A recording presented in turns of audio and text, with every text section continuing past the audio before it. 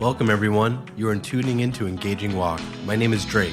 And my name is Ruby. We believe in the power of walking together and talking together. It's a simple act to stay connected, and movement is key. This week, we will discuss the concept of breaking down barriers in your relationship. And how you and your significant one can take time to make a deep connection. Okay, yeah, so last week, we talked a lot about, we went really in-depth. Yes. This week, we're not going to go so in-depth, but we are going to try to make the content with a good punch, I guess as you could say it. Good punch. So this week for our location, you want to talk about our location, my love? Sure. We went to Los Angeles, California, and then we went there because we went there for the road trip, but on the way back, before we head back, we think, we should definitely have barbecue for K-Town, and we have some, I think, rolled ice cream. Yeah, rolled ice cream. Yep. Yeah. Yeah, that was It really was really delicious. good. Yeah. Yeah, so those who aren't from the area, K-Town is Koreatown. Koreatown is famous for its Korean food, as you can imagine, especially Korean barbecue. Yep. And so we went there for some Korean barbecue. And Koreatown in Los Angeles is one of the best places in the country to get Korean barbecue. So, yeah. And during the walk or that road trip, we talk about breaking down barriers. Yep. So during that time, we talked about that. So breaking down barriers, in other words, is when you're in disconnect mode. So something might have happened in the relationship. So a situation might have occurred, argument, disagreement, whatever have you, and you are no longer in that lovey-dovey, I love you, everything's great style of your relationship. You are now in disconnect mode. You're not communicating the same way. You don't feel like everything is good. You feel like there is almost like a dark cloud hanging over your relationship, and you got to get rid of it. Yeah. So how do you recover? Yeah, it's a good question. So, again, this goes a lot to like how Danny Silk will describe the situation. But if you're in disconnect mode, then the objective is to get back into connection. And how do you do that? It's not such an easy thing to accomplish all the time, especially depending on the severity of like what's causing the disconnection. So Yeah, that's right. one of the things that can really help is knowing what the objective is ahead of time. So you can talk ahead of time before you even get into an argument or you get into a disagreement and say, hey, you know what? My goal, no matter what, is to connect with you. We might not be feeling like that way always in the future, but my goal is to always come back to you and to maintain that connection and to maintain our intimacy at whatever cost. And if you can communicate that to your partner ahead of time, I think it shortens the gap. And I think the faster is easier because, the more you take time and dwell on things like that or like disagreement, when you allow yourself to dwell on that means, all the negative thoughts and things gonna stir up. And the faster we reconcile with each other, I think that's the faster way that you can reconnect with the spouse. Yeah, I think a lot of the times when we're in disagreement or disconnect mode, we have to be able to humble ourselves. And it's not such an easy thing to do. You might get stuck in that thought loop where you're like, well, I'm always the one that has to be the bigger person. I'm always the one that has to reach out. If you're the one that always has to reach out, if it results in reconnecting, then you continue to do that. Especially if you're married. And remember, I only can make the decisions with my actions and my thoughts. I cannot manipulate you or control your thoughts or your actions. So being a powerful person, you get to choose that. You get to initiate your thought, your feelings, and not that we're not doing, I'm not talking about like stuffing down your emotion. So disconnection is a state in which we're in our relationship and we don't feel can, in its simplest form, we don't feel connected to our significant other. Something happened, and we go into almost like a protection mode, and that is a product of fear. And there's really only two states of our relationships. There's fear, and then there's love. There's fear. There's connection and disconnection. Fear and love. And to be frank, there's plenty to be fearful of. It's just a matter of choosing to react that way. So we can choose to be fearful, and we can choose to act based on our fears, or we can choose to act out of love. And like I was saying earlier, a lot of the times you're just going to have to humble yourself. If you're in a disagreement, or if you're in a disconnection mode, you might have to be that first person that comes up and says, hey, you know what? I'm sorry. You know what? I don't want us to be in this state. I want us to get back to connection. I want us to get back to where our relationship is good and that we can move forward. So this is why I'm sorry, and I'm going to at least break the ice and bring forward the conversation so that we can move forward and get your partner's feedback on what is going on with them. Why are they upset? And you can move forward from there. Say, hey, look, I'm sorry. This is what happened. I will do X, Y, and Z. How do you feel? Where are you with going forward with this idea?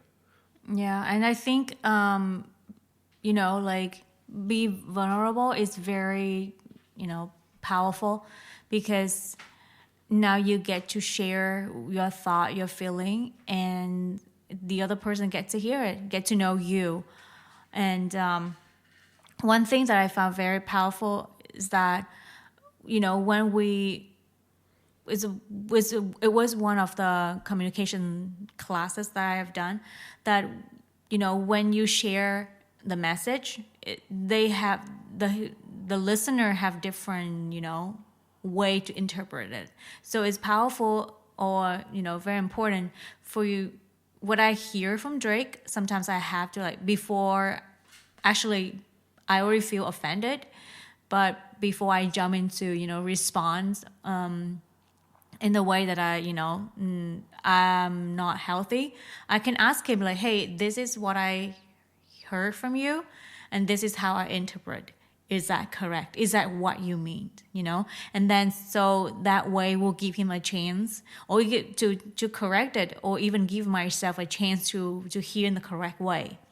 So that's, for me, I found it very helpful to reconnect, just to double check with your spouse and what did they mean by that, Yeah, I think especially if you're married and you've been together for a while, and you spend a lot of time with each other, you can definitely go through periods of time in which you're not really upset with the other person, and they might not have even done anything.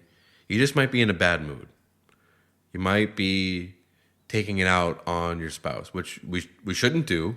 We totally should not be doing that. No. But to say it doesn't happen is not accurate. So you can take that time to also check yourself, to be like, you know what, that didn't sound right. Yeah. You heard it that way because I haven't had my coffee yet, but that's not your fault. That's not on you. And I'm sorry that I was rude, or I'm sorry that I was short with you, but this is the way that I'm feeling because I haven't eaten yet. Yeah. I know, for me, I get really cranky sometimes. And sometimes I can react in a way that I'm not proud of because I'm cranky. And sometimes I have to say to Ruby, hey, look, I'm sorry. I didn't mean to sound that way, but I'm really hungry. I haven't had a chance to eat yet. And I'm not going to be my best until I've had something to eat, And so for you, is it to say sorry and to apologize to things that you have done, or repent and share the other part I don't get to see, which is your feeling, your thought, or your stage at that that point to reconnect. Is that correct? Yeah. So if you catch yourself in that time, which is great that Ruby brought that up. So like, hey, I heard this, and you said X, Y, and Z, and I heard this. Is that correct? You could take that moment to be like, yeah, that is accurate, but that's not how I feel. I don't feel upset towards you. I'm just upset in general. Yeah. And then you can take that moment to recognize, like, yeah, I reacted that way, but that wasn't my intention. My intention, my true feeling is I'm just hungry. Or I'm just sad. Something happened at work, and I'm expressing that as frustration out on you, which is not fair. And apologize and move on. Yeah. And one thing that, I want to share with our listeners that I'm come from the Vietnamese background where we don't share about our feelings. And we never say, well, now since I try, breaking down the barriers, I start saying I love you, but not in our language. I speak to my mom in English because it's kind of weird. I don't know. It's just Asian thing. We don't show our affection toward one another, which is it is needed. And so doing these things are new to me. Used to be new to me, but it feel uncomfortable at first.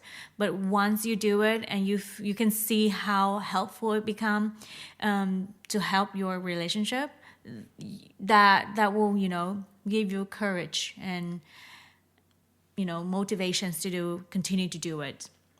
Yeah. And I think in the earlier example that I brought up of like, I'm reacting this way because of my own emotions and I'm not in charge of my own emotions right now is one thing, but there are also going to be times in which your spouse might have done something or said something that is making you feel a certain way.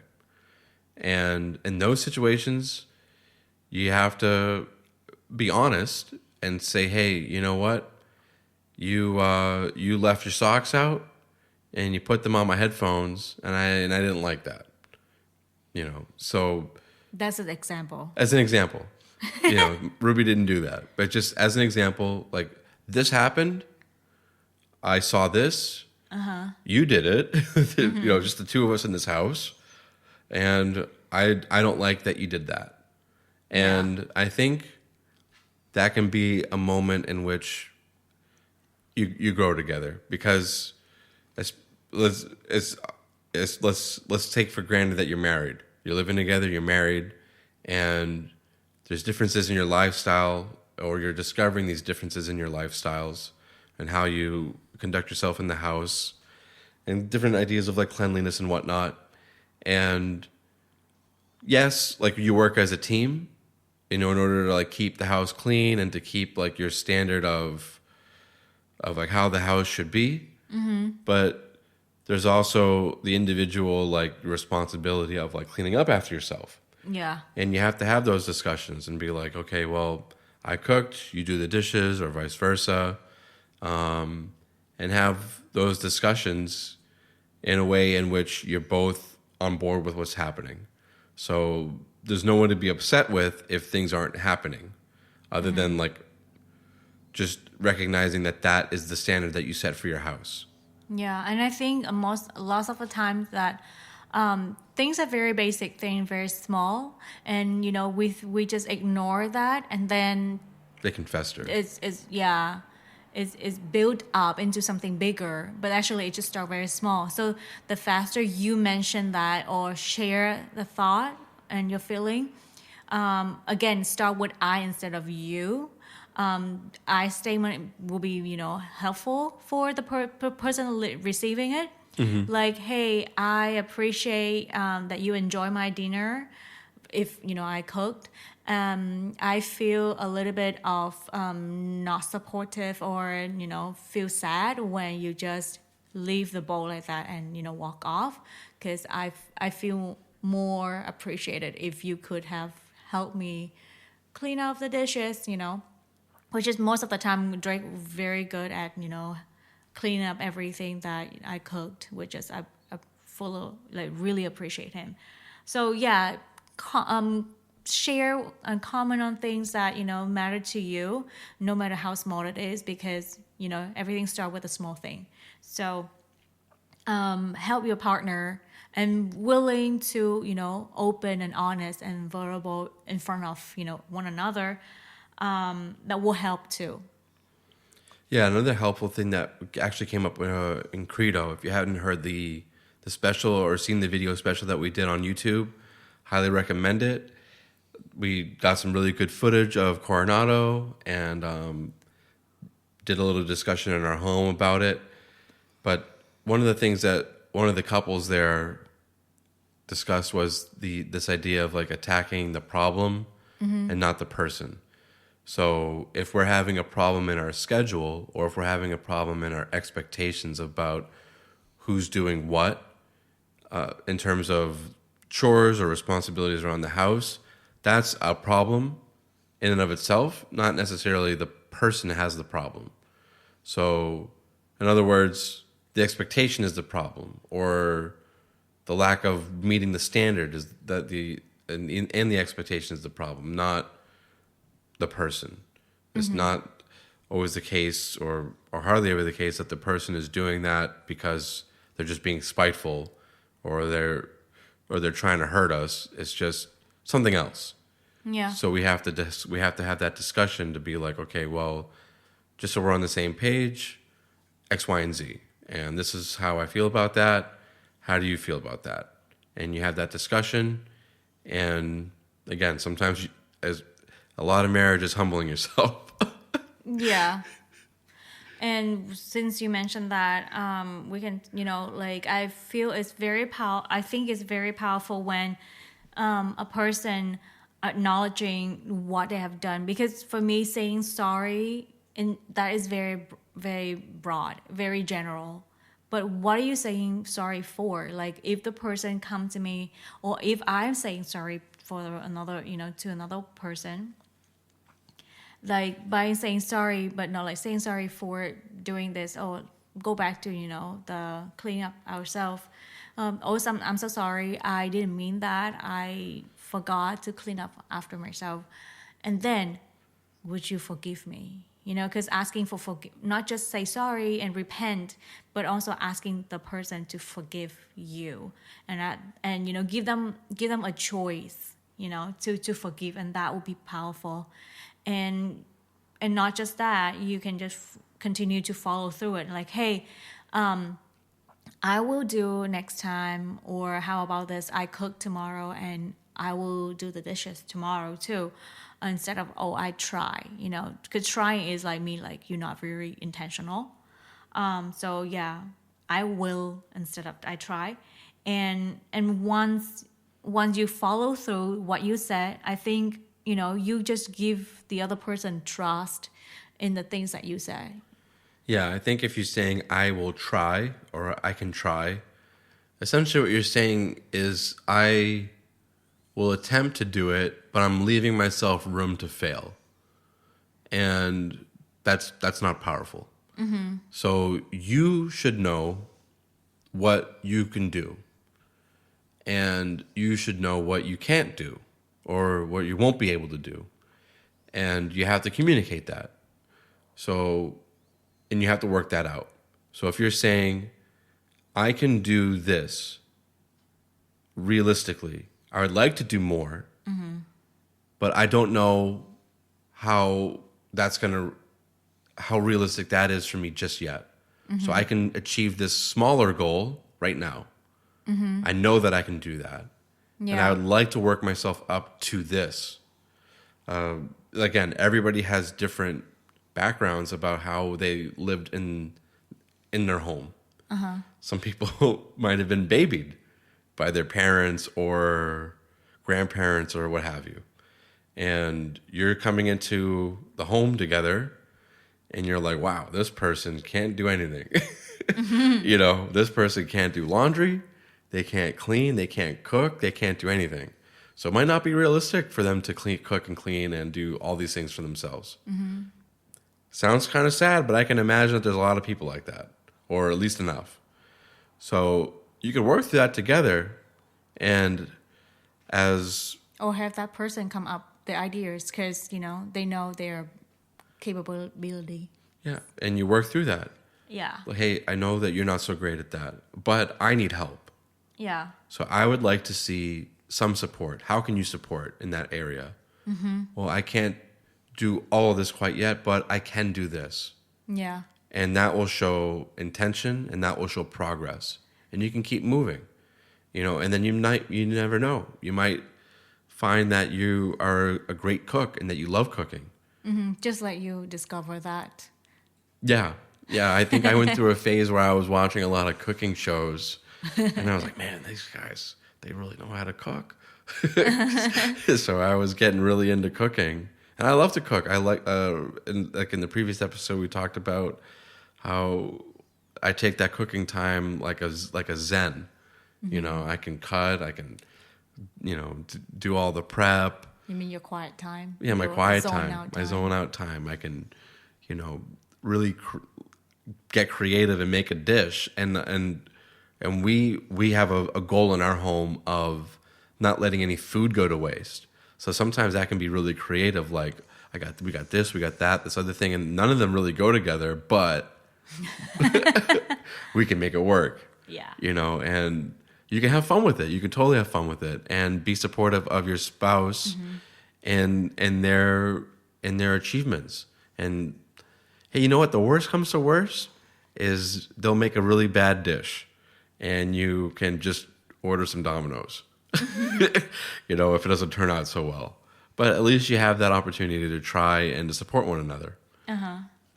And so I think another way to reconnect, that help to reconnect, is that just suggest a way that your partner can connect with you. Like, even don't wait until like you get angry and then deal with that and then come back and then, hey, if these are the signal that I'm not happy, and just show them, okay, if I don't feel to talk, like I want to talk to you right now, these are the ways that you can connect with me. For me, I find it's very helpful when Drake, remind me, hey, my goal to connect with you, I'm not leaving you right now. I will stay here and until you're ready to talk to me. And for me, I would tell him like, hey, I will verbal it out. Like, hey, I need some time to sit on this. I'm not ready to share with you yet, but be patient. And then I will let you know when I'm ready to talk. So that way, Drake will not anxious about, okay, what happened to her? What have I done wrong? And so both sides know the signal. Okay, like, okay, she looking mad. She's quiet.